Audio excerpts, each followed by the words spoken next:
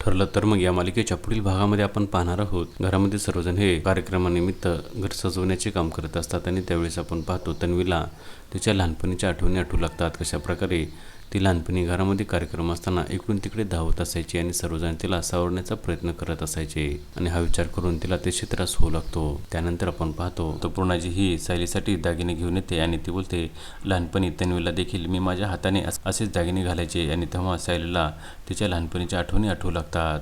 त्यानंतर आपण पाहतो घरामध्ये सर्वांच्या समोर काकी बोलते, मी तुमच्यासाठी एक मोठं सरप्राईज आणलेलं आहे आणि ते एका व्यक्तीला आतमध्ये बोलवते आणि त्याचा चेहरा पाहिल्यानंतर सर्वांना आश्चर्याचा धक्का बसतो, कारण त्या ठिकाणी राकेश आलेला असतो आणि सर्वजण हे राकेशला पाहिल्यानंतर अतिशय आनंदित होतात आणि बोलतात, राकेश तू? आणि अस्मिता बोलते, आता आणखीन एक घरामध्ये बाळाचा मामा आला. आणि तेव्हा राकेश मनोमन बोलतो, हे मूर्ख लोक माझे स्वागत करत आहेत, परंतु या ठिकाणी मी या सर्वांची वाट लावण्यासाठी आलो आहे. आता पुढे येणाऱ्या भागामध्ये राकेश हा सुभेदारांच्या घरामध्ये राहून कशा प्रकारे त्यांना त्रास देणार हे पाहणे अतिशय रंजक ठरणार आहे. ठरलं तर मग या मालिकेचे सर्व अपडेट्स पाहण्यासाठी आमच्या चॅनलला लाईक करा, शेअर करा आणि सबस्क्राईब करायला विसरू नका.